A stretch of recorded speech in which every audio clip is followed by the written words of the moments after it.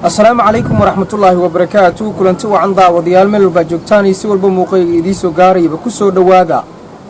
barnaamij gaaban ay nagu tala galnay warbaahinta Juba Shabeelle News oo aan barnaamijkaasi ka sameynay taariikhda tuulada Johor Soomaali ayaa aad tuulo qarni ah oo in badan shaqeynaysay tuuladaasi ayaan waxaan ku booqday macallin Jibraa'iil Xaaji Awees oo ah gudoomiye ku xigeenka tuulada Johor Soomaali oo in muddo tuuladaasi deganaa sida oo ii sheegay in uu ku dhashay macallin Jibraa'iil ayaan waxaan ka wareystay taariikhda tuulada waxa uu inaga warbixiyay xaaladda tuulada iyo taariikhda iyo inta qarni ay soo qaadatay tuulada mar aan wareysi la yeeshay waxa uu iga warbixiyay xaaladda tuulada waa kan asaga oo ka hadlaya macallinka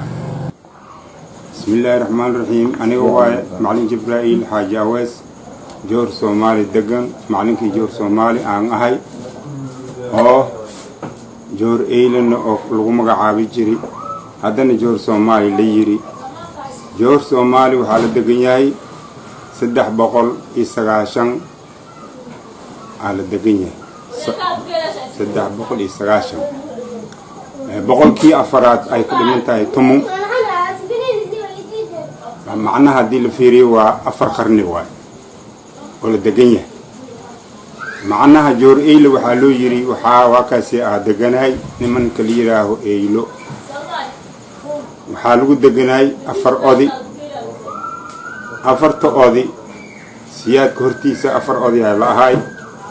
habta Johor Soomaali ay ugu baxday ma inoo sheegi kartaa Johor Soomaali waxay ugu baxday markii siyaad ka hortiis Johor Eylo la dhihi jiray siyaad ma gow talada qabsadi waxaa wiri waa kaasay meel kastoo la joogo magac ma lagu sheegi karo tuulo magac lagu sheegi karo ma jirto magaca waa la wada bedelay waxaa ka mid ah buulo bari waxaa la dhihi jiray shiid la bari la dhihi jiray buulo bari ka mid ah shiid la bari la dhihi jiray buulo bari waxaa loogu bedelay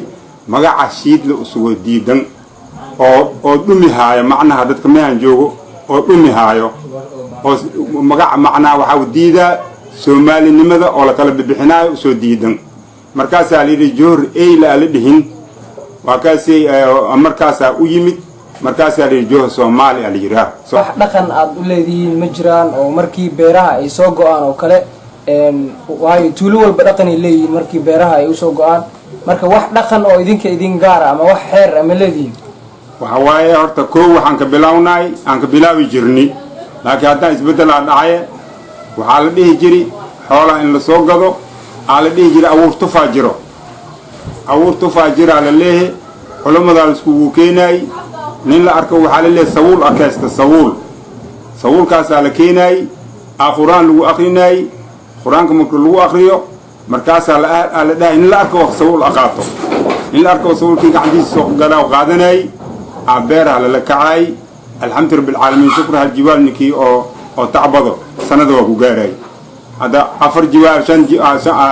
شن أكتر أفر أكتر على تعبا سنة ملو جاري كره قرآن كاسان جري وحنوان قبني أنوكا وحلي راه قرآن أو سنة ده قرآن أو صرف اللي يراه 4 كاست قرآن صرف اللي يراه هو آخر جري بلدك الحمد لله علوم ذي قرآن كسو جارني أنا وسو جاري وآخرهيني وأنا أخرج جرني وان كلانت وحنا واجري وحلي راهو كان صار في جواي كان كلانت سنة هذا دين وحيات هذه سنة ذا لجاره إنه وكاسي قرآن أفرتن مرة لآخره أفرتن كم مرة تمنا لو سيناي أفرت أودي الأركو تمن مرة آخريناي مركز علي ردبك هلا شيء مركز أي سنة كسنة دخن كاساس والهن waan gartay hadda wali dadka qaar waxay leeyihiin Johor Soomaali dadna waxay leeyihiin Johor Eylo ayaa lagu mursan yahay magaca saxda oo ilaa ay hadda loo yaqaan ma Johor Soomaaliga toos ugu baxay ama waa Johor Eylo ka Johor Eylo si unay Eylo aan rabdaybo laakiin dadka oo hay'ad iimaanaysi iyo waxa kale iimaanayo oo kaasi oo kornaaga yimid Johor Soomaaliga kaasi arwmaan rasmiga ah Johor Eylo waa rasmigayna oo labneen Johor Eylo waay waxaan xaafadahan 4 xaafad u soo dhalay usugaa u weyn oo meel kasta laga soo sheegaayo waxaan aragnay waa qusulnay unka marka noo yimaado oo niraaho arantay ka timid aan niraaho waxaana la leeyahay jooran ka imid joor waa joogtaay ku baashaalnay joor waa joogtaay joorka oo waa ka imid oo leedid maxay tahay ninkii horseedka yimaad waxaas leeyahay ani jooran ka imid ninkii anti wadaag yimaad waxaas leeyahay jooran ka imid joorka waa joogtaay joorka loo sheegay maxay tahay saasaan leeyahay wax dhaqan hadeer ama caado aad u leedihiin ma jirtaa oo sanadkii aad qabsataan caado oo haddaan wixii aan sheegayo waa ba'an hadda wax haddaan oon sheegayo oo laiskugu yimaado waa kaasi quraan akhriskaas oo haddii wax la helo oo wax la arko ma ogiye markaas oo qur-aanka beerahan lagu hormari jiray oo haddii soo go'dane waa kaasi haddana qur-aan la akhri jiray taas waa jiri dhaqanka haddaan yaal waxa waaye waa kaasi dad hor lahaa waa kaasi duqow iyo noqdi nin la arko duqowdiin waxay ku xiran tahay waa kaasi dawladda iskaga xiran tahay waa kaasi unuka waa kaasi saasaan ku joognaay waa kaasi saas waay tuulooyinka qaar waa horumareen waxaa sheegteen idinka inaad jowhar dhasheen hadda tuulada geedabarkaan oo kale ama mooyiko waa idinka horumarsan yihiin marka tuulada jowhar aylo ama jowhar soomaali maxaa ayada u diiday in ay horumarto jowhar soomaali horumarkeeda waxa waaye run waaye geedabarkaan unuka maka soo horeyni jowhar geedabarkaan waana jowhar waa ka weyn yahay hortiisa u soo degay galti baxana waa naaga horumareen shiidlo dhan jowhar soomaaliya u galti waa kaasi u galti bax xun waxaa u galti bax xun aqoonkoodaaba yar macnaha dadka geedabarkaan hadda waxaa u degan yahay waqooyiyaa u naga degan yahay unukan waxaan soo jirnay waa kaasi xaafadda oo wax laga barto oo iskooliinta iskoolaha waxaas laga barto aan unuka aaga dhownahay xiyaalaa ka soo baxaya xaggooda agtaayna maraaya xiyaalka inii haddii ku canaanano waa kaasi waa kari la'nahay horumarkana waxaa lagu gaari oo horumarkan oo hadda socda waxaa lagu gaari aqoonta kaasayna dheer yihiin unukana waa qirsannahay in aqoonkaasna dheer yihiin laakiin waa kaasi alxamdulilah tuulooyinka kaleenta waa naga horumarsan yihiin laakiin unukaas horumar la-aanta waxay naaga dhacday aqoon darada waa ugu dambeyn adiga waxaa tahay guddoomiye ku-xigeenka tuuladan macalinkii iyo ama odagii ugu weynaa ee tuuladanna waa tahay marka maxaa sababay in ardayda ay iskuullada ay diidaan ama tuulada hoos u dhac aada u ballaaran uu ku yimaado ma dadka jooga ayaan israbin oo war iska maqlaynin ma wax kalaa jira waa jirtaa runtaa waay sax waaye horta ismaqal la-aan waa ka jiraay ani haddaan jowhar joogo guddoomiye ku-xigeen aan ahay amarkayga lama qaato amarka guddoomiyahana mala qaato haddee waxbarashadane waxaa hoos u dhigaayo waa jirtaay aniga hadda waxaan hayaa dugsigan 37 sanaan dugsiga haaye waxaa dhacay tuulada iska dhaaf iskool ay bartaane waxaa ku soo dhow qur-aan baati ini baranin hadda ku soo dhow haddii waa kaasi oo macalinkii dugsigane anigaa ka mid ahe aniga waxaan ka shinsada male ilaahay wejigiisaan aniga waa kaasi aan dugsiga ku fadhiyay haddii ninka 3 qalin aw dhammeeba ahaate macalimoo raali ahaa waa kaasi cunugan waa u baahdi leemiyiraa waxaa laga arkaa cunugiyoo dugsiga ka maqan horta ma goob nin oo saas dugsigiiba oo duco aga qaado waaye barasha kaleentana in culays ku noqonayso taasaa iska cad anigaa ku dirqiyo iskoolka waade subxigiyaan dhigaa looxa hertigiyaan dhigaa galabtii waxaan idhahay iskool aada hadda waaye iskool aada iskoolkiina wax lacag ma aha haddii biriga oo la yidhaaho lacag waaye waa ka wada reebanayin ase wax lagu baranaa cunuga waxau rawaay buuga waa rawaay waxau rawaay labisa rawaay waxau rawaay daryeelkiisa la rawaay waagaa dawbaryo nima la arkaa haddaan cunugiisa dhameeyo weligiis dugsiga hoodii soo dhihinaa jiro alxilaa laakiin tuulada waxaa hoos u dhigu haayo isyasid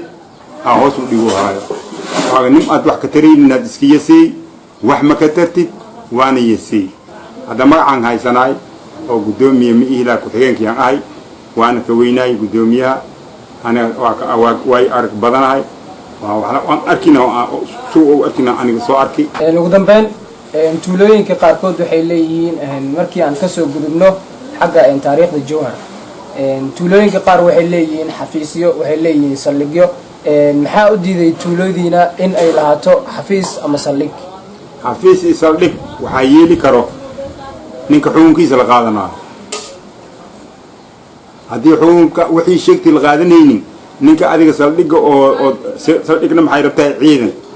ciidan dadkii hore ciidan ay lahaayeen dawla anti imaanina ciidan as joogi jiray beledka adiga ciidanka yaa ka dhigay adiga waa kaasi lagu dhegan yahay ma in saldhig ay leeyihiin runtaa waay geed barkaan saldhiga u leeyahay tuulo kasta oo saldhig ay leeyihiin oo isku xiraan oo isku dacweeyaan xafiis ma tagaan halka unaka waxaa naga maqan tawfiiqkiyaa naga maqan tawfiiqda qur-aanka waa ku yartahay si tawfiiq qur-aanka ugu yartahay aad dadkana ugu yaryahay unaka waa zaa'idaan nahay waxaa la dhihi jiri joor eyle diinta alloo doonto diinta alloo doontadii waxaa ka hoos timid in liskibriyo oo ninka kale inta u kibro oo waxaan u geli karin taasaanoo diidi isku xirnaanta iyo saldhigga taasaanoo diidi ugu dambeyn maxaad ugu baaqileed marka aniga waxaan ugu baaqaa in waa kaasi oo kor inka naftiina dadka oo waxaan maqlaayo waxaa jiri doona dad oo ka mid eh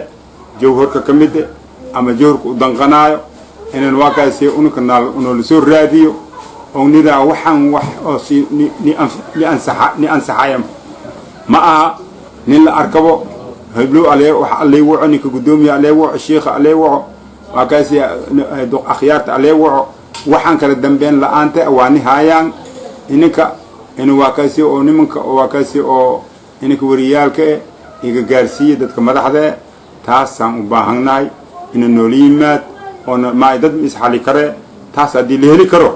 waa niga baryaa haddii la heli waayene ilaah uunoo soo deji doono khayr assalaamu calaykum waraxmatullaahi wabarakaatuhu